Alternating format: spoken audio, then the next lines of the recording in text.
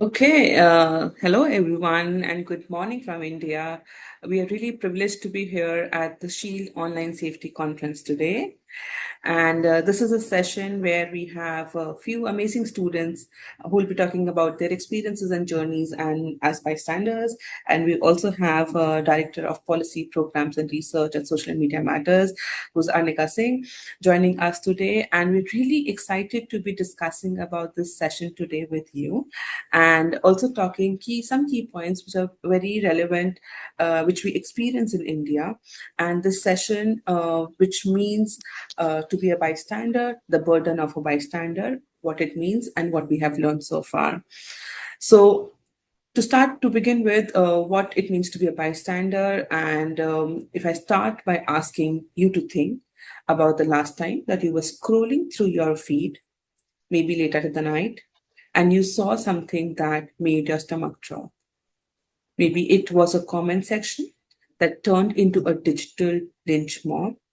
Maybe it was a friend's post that sounded a little too much like a cry for help. Or maybe it was just a stranger being torn apart for a mistake. So, as a bystander, what did you do? So, most of us who are online late in the night, to be very honest, we try to ignore it, we keep scrolling it. So for years, we have been told that don't feed the trolls, or maybe it's not my business. But the truth we are facing today in 2026 is what when we stay silent. That silence actually feeds the problem. It tells the person being harmed that they are alone, and it tells the person doing the harm that they have a free pass. That's what we are calling the bystander's burden. It's a heavy, awkward feeling of I see this happening. Do I owe this person my help? Or if I step in, am I going to be the next target? So, unfolding all these questions in this discussion today with the esteemed panelists, we will be talking and we'll be chatting about it. And in India, for many young people, silence is apathy. It's basically a survival strategy that we feel that we have at social media matters that we have talked to them about because they don't want to report much or they don't want to get into such incidences which are happening online of the fear, shame, or being just targeted. So, what it means to be a bystander, we will be talking about it. And I'm really excited to have with us today Arnika, Arisha, Soumya, and Jay. So, let's talk about what we actually owe each other when things get ugly online.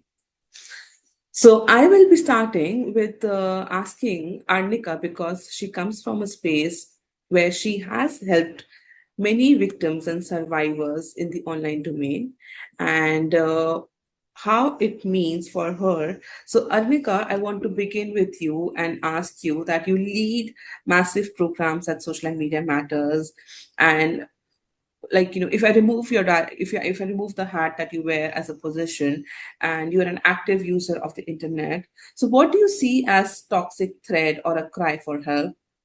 Do you find your professional brain or your human brain at odds? How do you personally define your burden as a witness? Hi, Pratishtha. Thank you, everybody, for thinking of me to be on the panel. I'm particularly very excited because the other faces that I see here, Jay, Soumya, and Arisha, I've pretty much worked with these young champions and love the way they carry their energy. So I'm very happy. I think I am the odd one out here in this panel. They should be the ones talking, but because I have the opportunity, so I will answer the question. And it is a pretty difficult one for me because I've been in this space for the past more than 16 years now.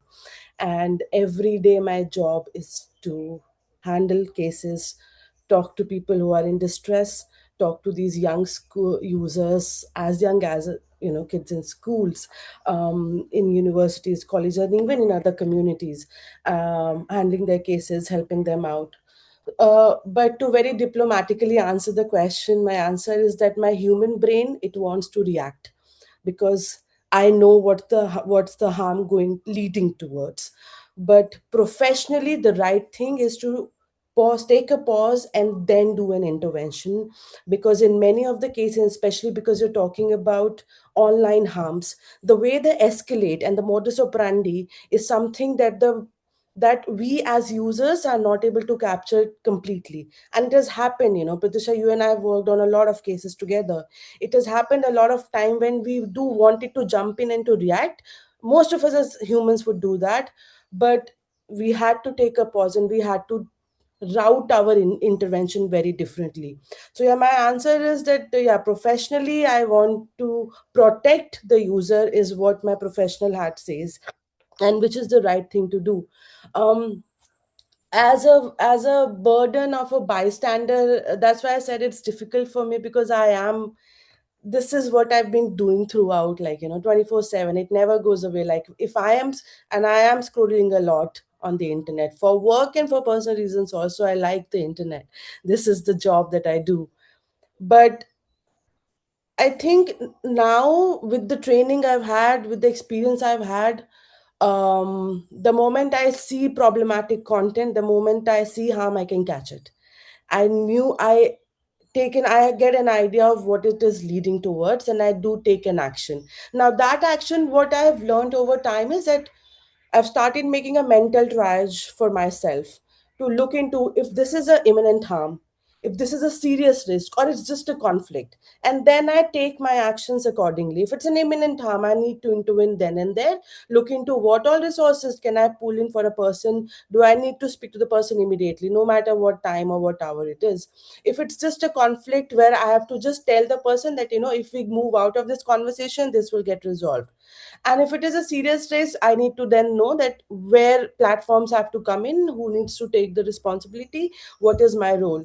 So I think I've started, and I think everybody who is working as somebody who's dealing with problematic content, trying to help users, only thing I've learned over time is being a bridge to pool the resources and help the person, because what a person in distress is looking forward to is a human to speak to, not a bot to be responded with. And I see the nods, probably Jay, Arisha, and Soumya, you can validate this experience of mine, that when people in the online space are facing harm, they don't want to speak to a bot. They want somebody to tell them that, hey, I am here to help you out, and we will sort this together. I might not be able to give you, I mean, I can't take that picture or that video out right in the next very second, but I am with you throughout this, and we will sort this out together. I think that's what humans, because in the end, we all forget that online harm, talk about online harm, talk about cybersecurity, but you're still talking about a human and not just technology. So I think that's where I will stop. I totally get your point and really also appreciate the thoughts that you have put over here, because somebody who has been into the system of dealing cases, looking at online harm from not only youth but also minors to older generations, how they have reached out to us seeking help, with a cry that we need some help, we want people to hear us. And that movement, that little moment, that when people are gaining that trust on you, is only when they start sharing or narrating their experiences, what they've gone through. And if somebody is listening to you and also empathizing with the fact that, okay, things can work out, but no, we don't need to fear of the fact that, everything we have lost. But there are people who are there to support you. So that little moment, if somebody hears you, that really changes the mindset of a person who's being victimized in the online spaces. And I want to come to you next, Arisha, because as a young woman in the Indian society, and also also a student of sociology, you're studying that, and in this stream, we also study power structures, right? The power dynamics that we experience in person. We also study about these power dynamics. So I want to hear from you. So when you are scrolling through your feed and you come across any such post, or you come across any such video content or anything that somebody is being marginalized, so what do? Do you feel as a neutral observer, or do you feel a personal weight basically that tilts or gives you that thought or idea that I need to step in over here? So, what do you do? What are your thoughts over there? So, as a sociology student, it becomes difficult to ever be completely a neutral observer online. Like, once you start studying power structures, inequality, and social hierarchies, you begin to recognize them everywhere, including the digital spaces. Social media might look like a very level playing field, but in reality, the same inequalities we see offline often get reproduced online through algorithms, visibility, collective behavior. So when I see someone being marginalized online, whether it is through trolling, exclusion, or subtle bias, I do feel a certain responsibility, not necessarily to start a confrontation every time, but at least to acknowledge what is happening. Sometimes that means amplifying the voice of the person being targeted, what is happening to the person. And sometimes it could be reporting the harmful content, and sometimes it simply means refusing to participate in the silence that allows discrimination to continue. So, in that sense, sociology doesn't let you scroll passively anymore. It makes you more aware of the power dynamics shaping those interactions that we share in the digital space. Totally, yeah, because experiencing as a sociology student, because it keeps striking your mind again and again that this is what we have studied in a course, this is what we need to do. So those grounded thoughts are really put in when you are studying sociology, especially in India, I feel, because they make you feel that that you need to see everybody equally, and you cannot just feel that this person is coming from a different community, or even if it is happening online. So I totally agree for the fact that what shapes your mind and what shapes your thoughts over here as well. So I want to jump in over here and ask you, Jay, because you are also a sociology student, a young adult in India growing up, and how do you see these digital spaces? And if I talk about your city from where you come in, Pune, which is in Maharashtra, probably experiences are different than what Arisha and Soumya must be observing in Delhi or NCR. So when you witness any harm online, and also as men. Also, as somebody from a different, from the opposite community, what is that first instinct that really hits you, or do you also feel that it needs to be taken into a more larger, broader lenses of inclusivity? Do we also need to deep dive over here and think about, it's not only men and women conversations in the online spaces. We also need to think about the LGBTQI community. So, what are your thoughts over there? So hi everyone, and thank you, Pratishtha ma'am, Arnika ma'am, for this opportunity.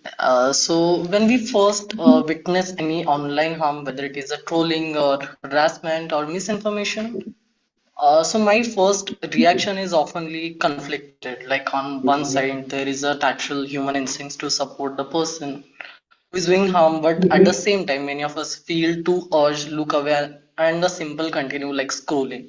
The reaction is very common in digital spaces. Like from a sociological perspective, this can be understood to the idea of the bystander effect, which is studied by the social psychologists, and their work shows like many people witness harmful situation. Individual often assume like someone else will take a responsibilities in digital environment. This effect have even become very common in thousands of users may see same online harmful post at the same time, but they will think, yeah, let's scroll this post or someone else will responsible. So this kind of situation I have noticed in online situation. And another dimension which I would like to highlight here is how digital culture has evolved itself, especially during the COVID-19. During the lockdown period, like many young people, they spend their time like majorly online. At the same time, the rapid growth of like oftenly we called it as a roasting culture on platform like YouTube and Instagram, while satire and humors are humiliation, body shaming, and personal attack. So the first thing, like, what is the entertainment is becoming, how it is becoming a normalized as a very insulting culture, becoming a socially acceptable the this format. And the another dimension is like the public sociologists like Michael Burave and Professor Anand Kumar. Like we like got to opportunity to talk with them. They highlighted the point like sometime this new people choose this neutrality because they prefer to become a silent in order to conflict or backlashes. But as per this sociologist, like neutrality can become a form of disengagement. In many situations, many people remain neutral and they slowly disconnect from their own moral instinct to respond this kind of injustice.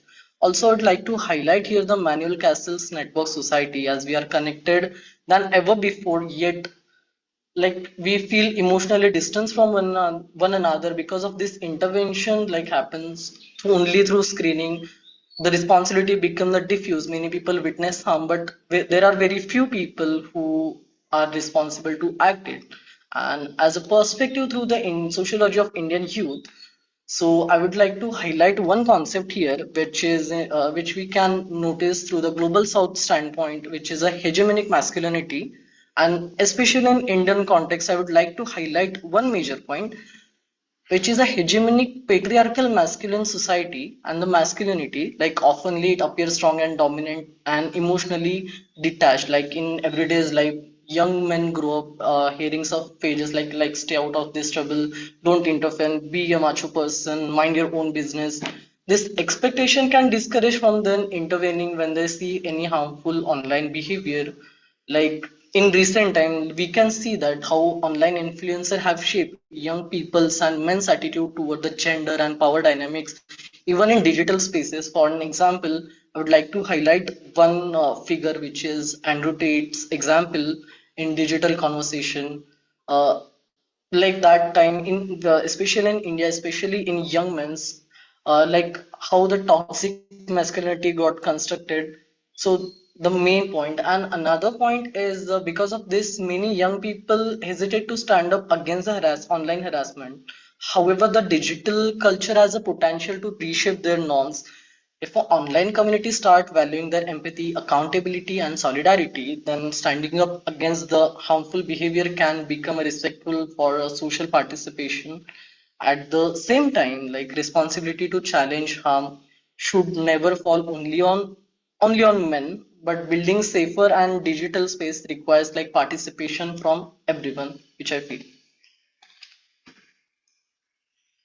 Thank you for highlighting those key concepts, Jay, because it's great to hear from somebody from a masculine community, what we call as Yes. the men's group, and also streaming those thoughts and ideas down that it's not only about being macho, it is beyond that, and doesn't mean that everybody feels macho even it comes digitally, because when men were experiencing online harms such as extortion, the whole idea of macho was being unfolded over there, and it was being questioned that what is happening, because many men came to us crying for help. So it's not only the other side of the thought. Soumya, I want to come to you now, because when we are online, there is a constant peer pressure of putting things online, such as videos, your ideas, your thoughts.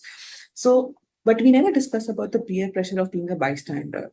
We never talk about the thoughts that we are a bystander. We also need to support. We also need to report and help people out who are facing any sorts of crimes online or abuses online. So, what are your thoughts? Initial thoughts. I want to kind of hear from you. The whole idea of the peer pressure of not being a bystander, and if you can just throw your light on that and share your experiences. Yeah, so firstly, hello everybody, and thank you for having me here. So, when we talk about being a bystander or we even talk about the online setup, the first thing which comes to your mind is that it's a whole process. Like, once you start using it in a young generation, like let's say you are just a teenager and you made an Instagram account or a Facebook account, you are just using it for your entertainment purpose. You don't know the effects, you don't know the impacts, and you don't know how it actually works. So whatever the things that which have been uploaded there, which you are uploading, you're just seeing that as from a source of entertainment purpose. Even if people are getting bullied or trolled, until unless you are one of them, you don't actually understand the integrity of it. And I remember when I started using Instagram in my school days. So, like Pratishtha ma'am said, yeah, there is a peer pressure of wherever you are going, or what are the places you are going, where you are celebrating your birthday, what all cafes you are uploading. These things actually mattered a lot in those spaces. And when I saw one of my friends who actually deleted her Instagram because she was being continuously targeted by her friends in the classroom, that, oh my God, the way you upload pictures is not appropriate for them, and like using slurs and everything. And that impacted her so much that it also impacted her physical life. And because I was able to witness it offline, but it was happening online, then you ask yourself a question ki, okay, whatever is happening online, it's not in some like it's not something which is happening in another space. It's actually happening to a real person. And if you do not actually do something about it, you can also be a victim there. And the person who I'm talking about, she actually faced a lot of problems, like in her personal life as well. Like she was not talking to any friends, and like not using Instagram. And when we became friends, the first thing I asked her to do was make another Instagram account, because other people cannot decide what you want for yourself. And being a bystander can help you, matlab, can help those people, I think, who are new to this or doesn't actually understand the integrity of this or the nitty-gritties of it. But the one who are actually, let's say, the people who are in this conversation, we are having this conversation because we have some level of knowledge about it, we are aware, and we can actually take maybe minimal steps towards it. So helping can also help a lot rather than just being a passive bystander, I feel.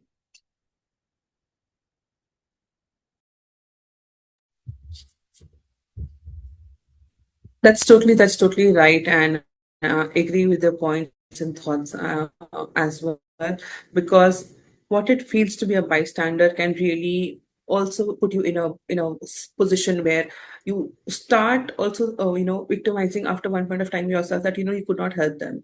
So it's not only the constant pressure of putting your content online, but also somebody who is who we feel as as you we see you guys as more community leaders, more as champions who understand digital spaces really well, who see people experiencing different sorts of harms and abuses online, and what you can do. Probably there might be people coming out to you and asking for help, that, hey Soumya, this has happened, do you know any way out?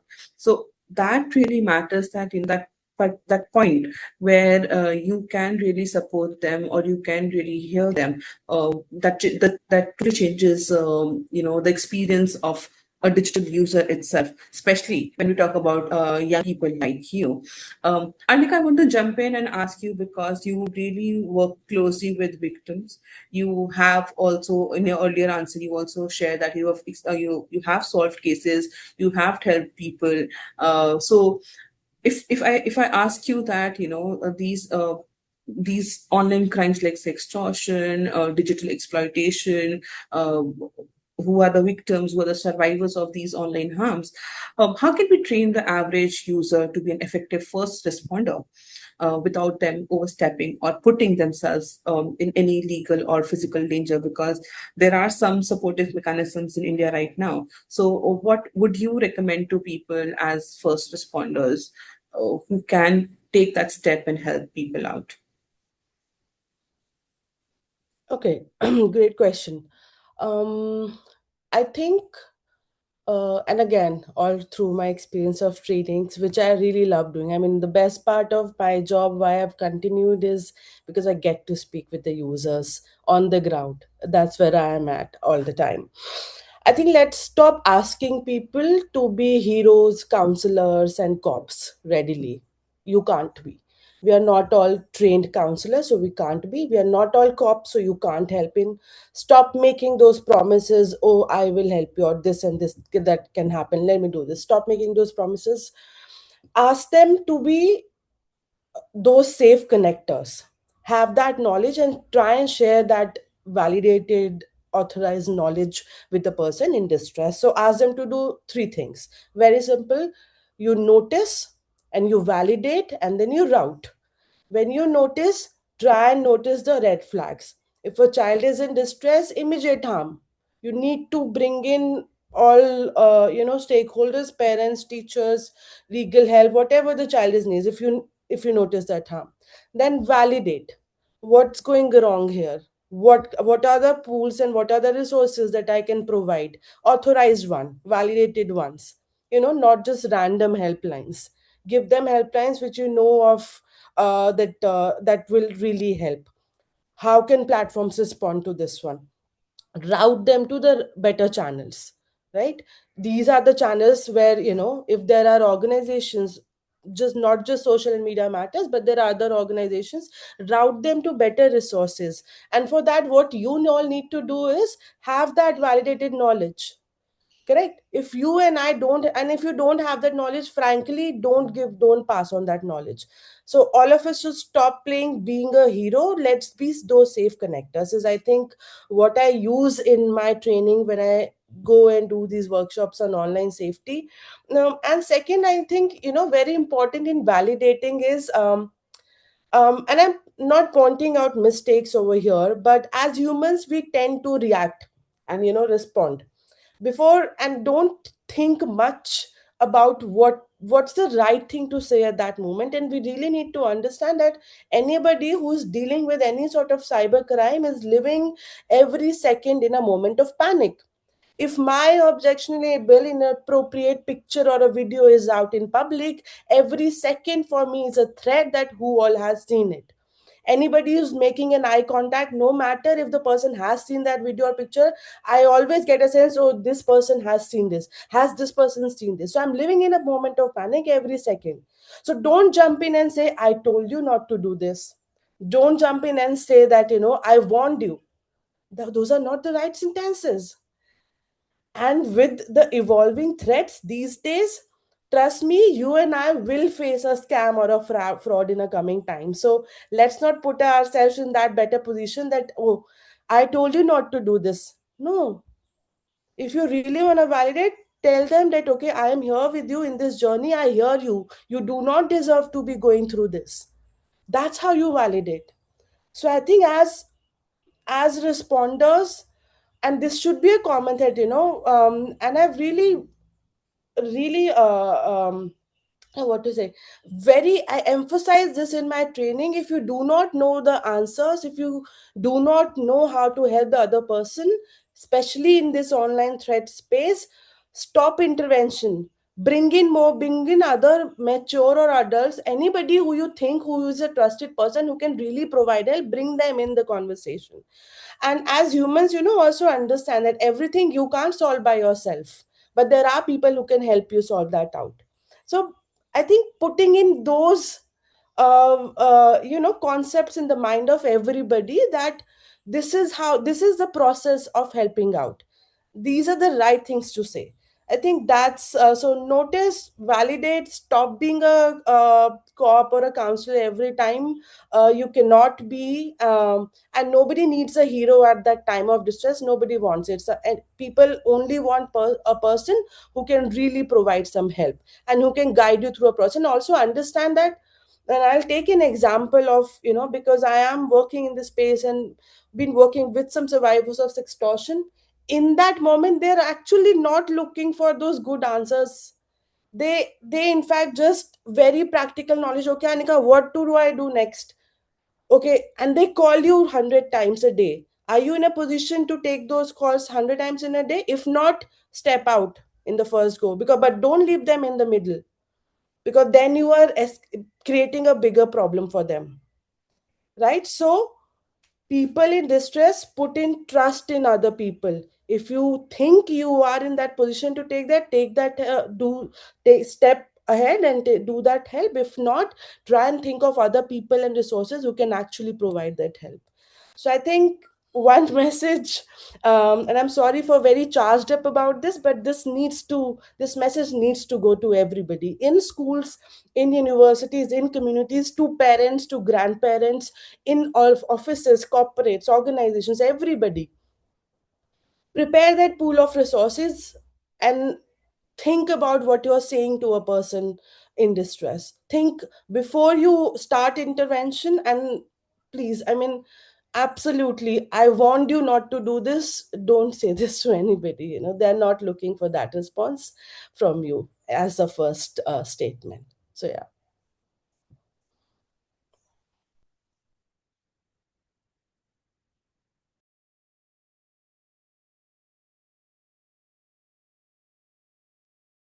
Is Pratishtha's internet gone?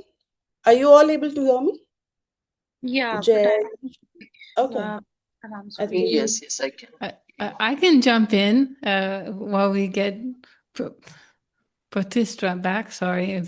There's a question from one of the speakers for Jay. When you were speaking about patriarchy, Yes. this person said in India recently a man committed suicide when his wife sued him, and the suicide was a live broadcast.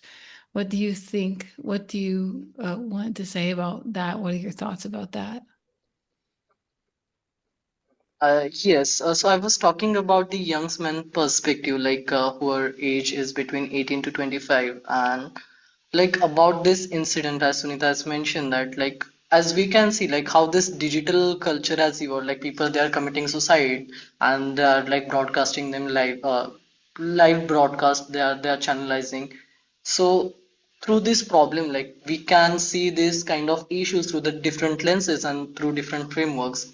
But the all about the toxic masculinity I was talking about, that incident, it's evolved through the digital media, it's evolved through the media frame, it's evolved through the like media channels, like social media channels like Facebook, Instagram, Twitter, like now X. So we need support, as Anika ma'am and Pratishtha ma'am highlighted that point. Like we need peer support, and before doing anything, we need to become a human first to address such kind of issues. Like what I feel. Um, if I may ask us at all, waiting for her to come back. Has anything what someone else said surprised any of you? I know you kind of know each other and work together. no, I think if I can jump in over here, I'm happy to see, as Angeline, these are all very young minds, and I've spoken with them before. I've seen the work they do and the kind of energy they bring into the room. I agree, and the way they are putting, like you were saying, like it's interesting to see. I haven't studied sociology, but it's very interesting to see the perspectives put in those concept boxes, like they are putting, and Jay talking about. What sort of machoism, how is it reflecting onto the online spaces, how patriarchy is being reflected onto the online spaces. I think it's interesting to see those perspectives. But coming from Jay, this is something that was interesting for me, and from Arisha and Soumya, young girl and women, their experiences on internet are very different. And every time we meet and we connect, they are telling a lot of other stories that they have to share. What it helps me particularly is to broaden the horizon of, because we at times as people working in the online safety space, we tend to, because we see the trends, because we see, okay, these are the current problems, we forget that there are other nuanced cultural contextual problems also with which a user is facing, and you will not get to know it if you're not talking to a user. So I think every time we have met, only thing I've looked forward to, and I mean, of course, meeting them is a charm, but in the conversation, what I love is that they can tell me that, Arnika, this is also an issue which I cannot, just through theories and just through random experience, I cannot understand till the time I'm not speaking to a user. So I think those very contextual issues or experiences that the user will share with you is what I love hearing from them. I think Sunita has posed a question. Okay. Any trainings conducted by Anika to teach intervention to the children at school regarding online gaming and social media? Oh, very interesting, Sunita. And thank you for posting this, because recently I finished my whole tour where I went to 5 states in India. And I was working with the e-gaming federation of India. Where I was talking to students, but this was meant for college students. But when I was in Tamil Nadu, I also spoke to some students in the school, because there we observed, and because we met the state governments, we were also told that it's not just young adults, people in colleges who are into online gaming a lot, but a lot of young students in school are into online gaming, and also where money is involved, so real money gaming. So I've had those discussions with those students, and yes, the only intervention, and as a trainer, what I really do is, if you tell them to not do this, is not the right way. Tell them, why are we asking to follow certain rules while you are in experiencing gaming? You cannot tell anybody today that don't do, especially the young kids. The moment you say no, they're going to explore it more. So you have to build that resilience wall. Tell them why. Why are we asking? Put the case studies, and put the case studies in context with the age group that you are talking to. So you cannot talk to somebody who is in a fifth standard and in online gaming to somebody who's in a 10th standard, or who's somebody who's in a college. You have to really differentiate between your conversation, modify your conversation as per the age groups. And then my interventions were, one, of course, if there is a problem, reach out to an adult. Especially in schools, this is what I tell them.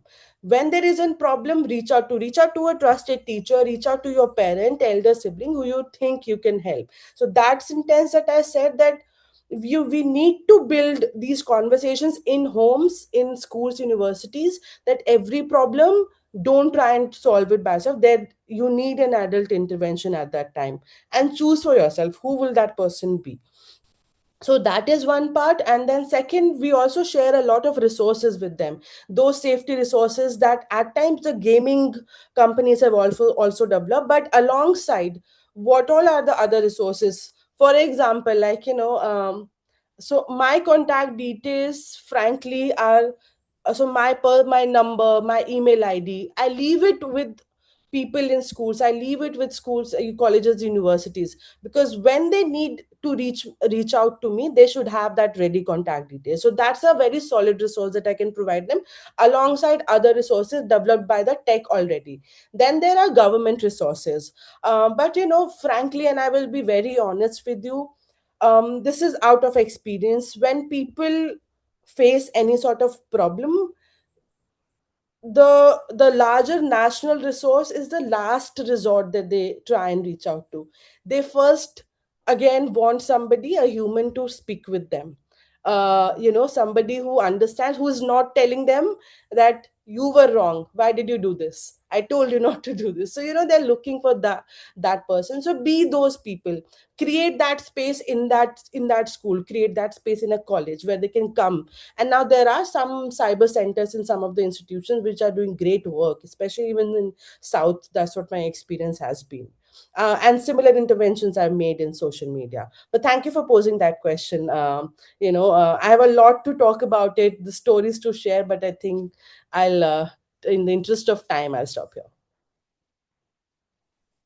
Thank you. I'm not sure if she's trying to reconnect. If I may ask, how have you concretely seen, and all of you, just maybe one after another, how have you seen your friends and react when there were inappropriate, something harmful happening online? Do people have the courage? Because I think it takes a lot of courage. I mean, you've said that, you've all said it as well. Like, in practice, what do you think would give people the courage? Maybe we can start with Arisha and Soumya and Jay.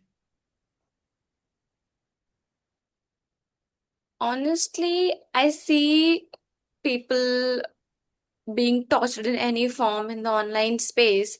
But what, like, individuals who belong to the marginalized groups may usually hesitate because speaking out could attract further harassment or reinforce the existing power imbalances. Because let's be honest, it's not the same for everyone. And majorly in India, it's not the same for everyone.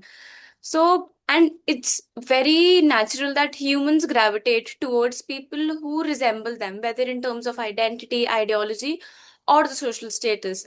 So I have seen people who do speak up, but then like they're asked to like stay shut. They're asked to stay shut because of what the consequences might be, what might happen in the future, and how the society will look up to them. So it's like a 50-50 situation. Thank you. I So highly apologize. I Angie, I'm back. wonderful. My So my I'll step system back just out and let you continue the planned yeah. This is questions. that embarrassing moment for a moderator to just step out very randomly. This is why we have people in the background waiting. That's why we have each other's backs. No, thank you. I think we're able to fix it now. So I'm all good and all back with this. So yes, I was hearing from Arnika last time, also Jay. I wanted to come to you. Just wanted to bridge the conversation now that what we have been talking about, understanding bystanders' views and their standpoint of understanding harms and experiences. What I heard Arnika last was that being that connection, being that somebody who can just stand in the crowd and talk about it. And I want to come to you, Jay, because this is something when we talk about the different cultures, what people from the men community they face or they feel and what they think. Do you really think that we need to normalize the new social currency of standing up, because or saying that no more being a bystander over here because of what you earlier addressed about the macho culture of standing or staying out of trouble that many people don't want to indulge into because they also feel that it's not my problem. So what do you think that if we normalize this culture of standing up, that people feel supportive, they feel we are protected, we feel we are safeguarded. Do you think this should only for men, or we really need to stress about that anybody and everybody in the internet space can take that and wear that hat?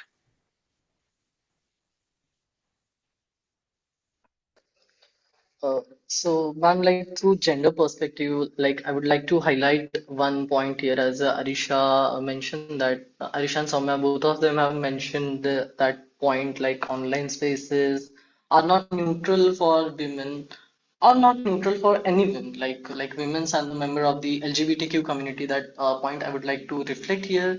So oftenly LGBTQ community in India like they face this higher harassment online, and like the scholars like the Nivedita Menon, the retired professor from Jawaharlal Nehru University, New Delhi, argues that the like gender inequalities in society are oftenly continued in digital environment, and because of this, women speaking up against harmful behavior, like sometimes they face trolling, abuse, and attempt to remain a silence.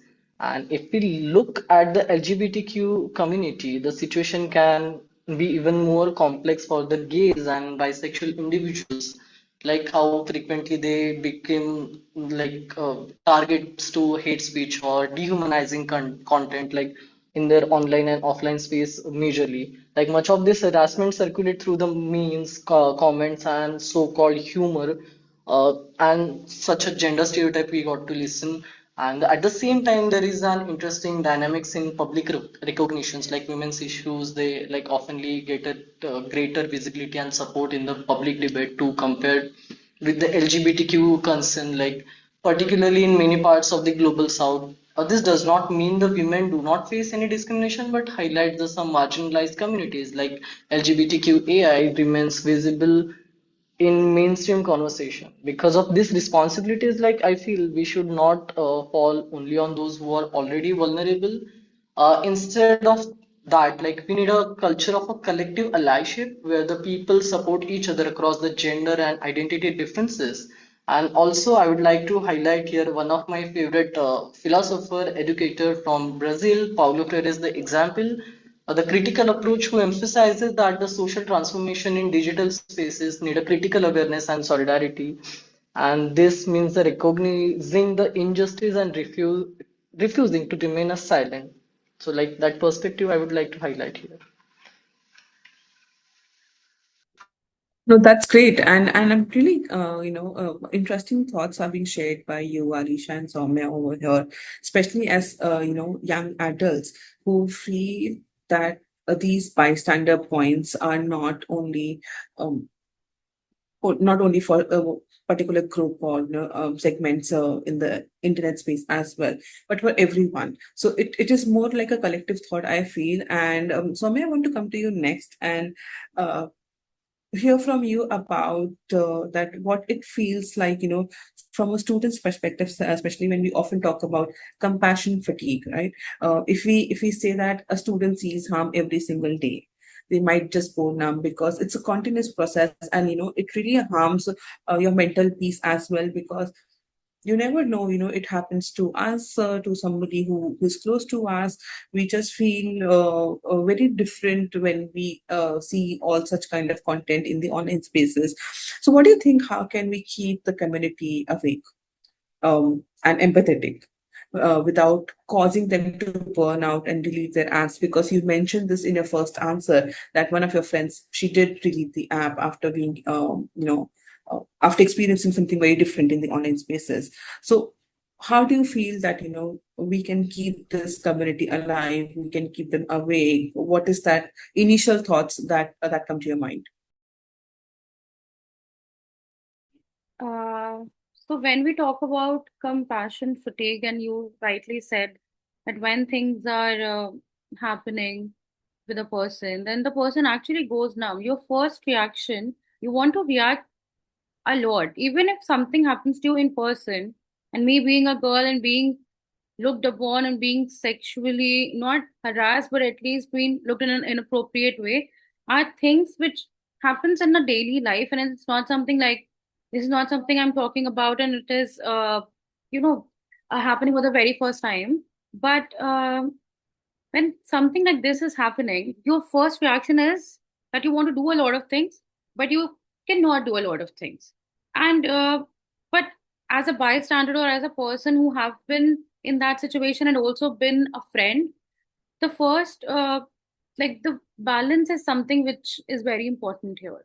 Like forming a balance between not being too pushy and too aggressive. No, this is not like Rai ka pahad banana.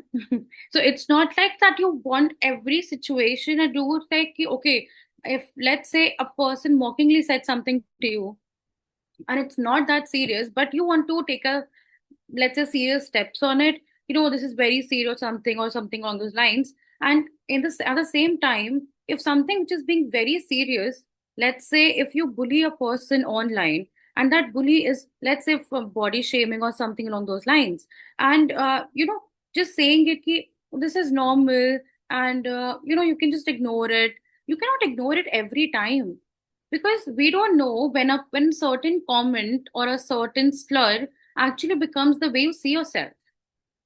And like these harmful contents or the comments or the shares and everything. And when Arnika ma'am said ki there is this picture of you online or a video of you online, and every time you see a person, you think ki, oh, this person must have seen me, or this person must have seen those videos of me. And if you recall, there was this teacher who used to who was a school teacher, and then she used to post a picture of her in let's say I think on a beach or something in a bikini. And the student's father actually went to the school and reported it, that you cannot post obscene pictures online because it's kind of it's not good for our kids. But she is a teacher, but she is also a human being. And how you see a person in a bikini, you sexualize, it's your choice that you want to sexualize it, or you just want to see it, appreciate, and then just scroll away. And in these spaces, the main, like, a part where you are if you are a part of it, then talking to somebody, having these discussions, and discussing it and asking for help is one thing. And the another thing is that another thing which you can do is be that safe space for a person. You don't always have the answer, but you can always be a good listener to that person, and then you can find a solution to it. You do not have to always jump in and have the answers of everybody, but what you can do is be a supporting hand or just a listening ear to that person, and then you both are adult individuals, or seek a help of an adult, and then work through it.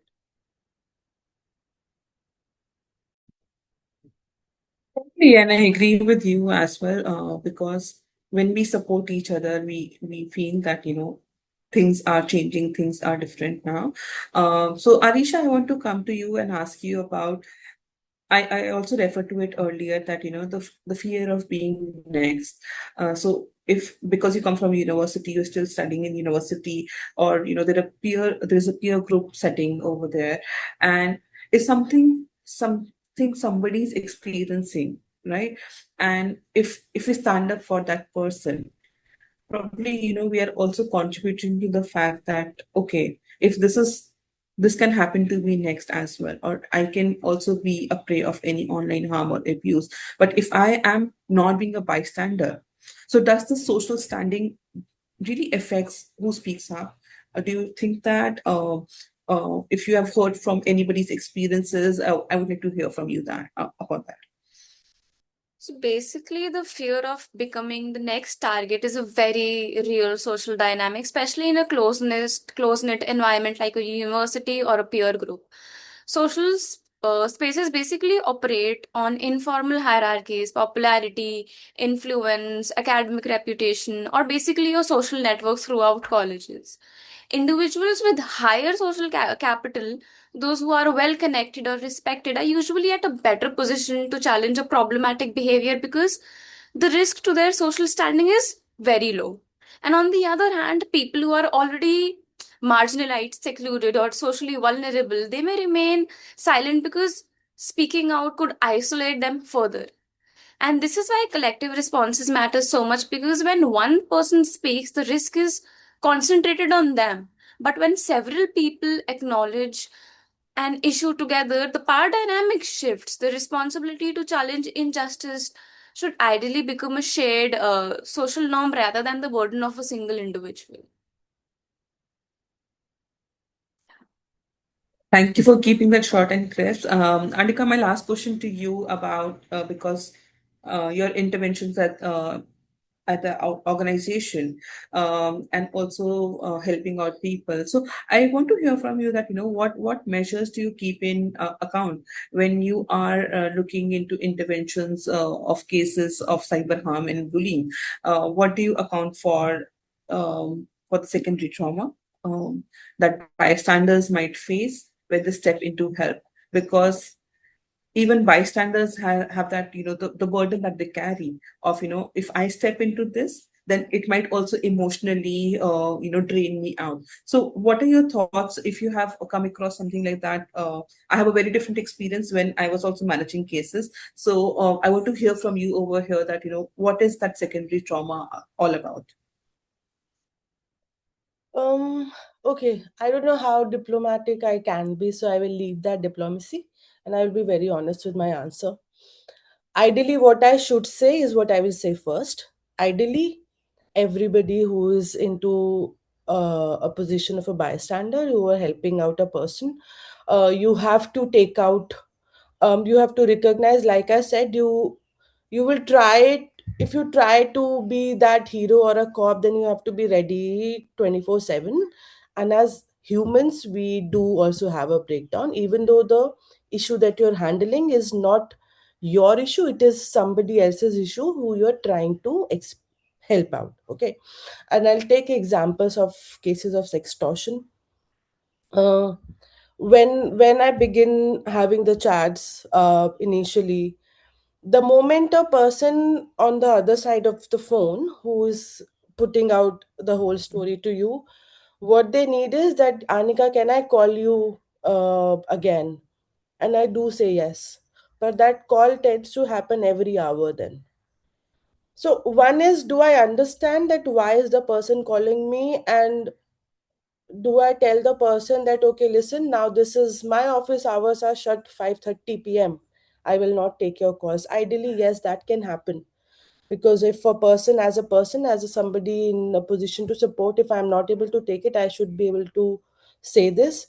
But frankly, I haven't said this, so that's why I said that I will have to be diplomatic in this answer. And it cannot be, there is no right answer to it. As a person, I have dealt with cases 24/7.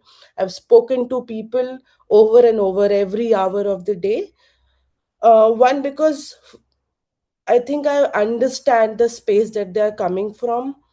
um, I think I have survived that space, so I exactly know what the person on the other side needs at that moment. And as a professional, I also understand that there is no other help being provided to that person in distress at that time by any stakeholder. So okay, so let's recognize these facts also. Otherwise we are not answering in the right manner. There is no legal help at times, there is no response from platforms, there is no organization coming into picture. You're not able to speak to a counselor. Now think about it. Do you all have a number of counselors on your phone ready who you can call?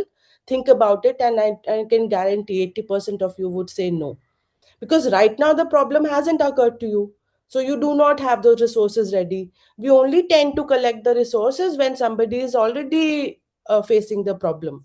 So do you all have that number, that ready speed dial? No, we all don't have it. I don't have it yet. I only have those numbers because that's my professional network now. I've built that network. It did not exist for me. So I've built that network, and now I pass on that knowledge.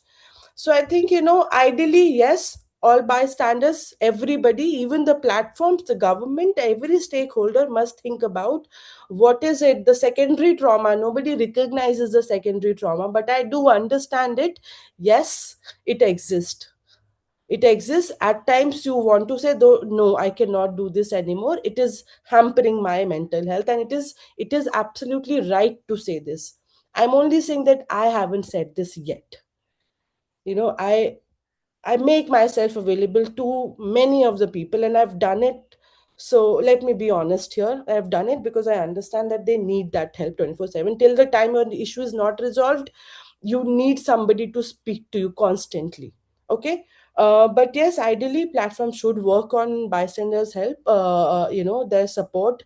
Um, when you want to cut that connection, but then think, then have you created that process? Okay, so now I have started helping out a person in the middle, or when we are 60% through the process. I start feeling the stress. Now what's the right thing to do? Should I leave it in between there because it's hampering my mental health? Or do I have other resources that, okay, guys, can anybody come and help me out here? I want to step out. So do you have those processes? At the moment, no. So build those processes. What I think is the right answer is, every organization, every institution should have that process where even bystander caregivers, their help, if a person in at some point, because it is not easy to hear extortion stories all the time. It is not easy to look at problematic content all the time. Somebody abusing somebody assaulting, you have to see that that is the problematic content that exists. So yes, at times human brains shuts off. We are not meant to see this throughout, 24/7. You cannot.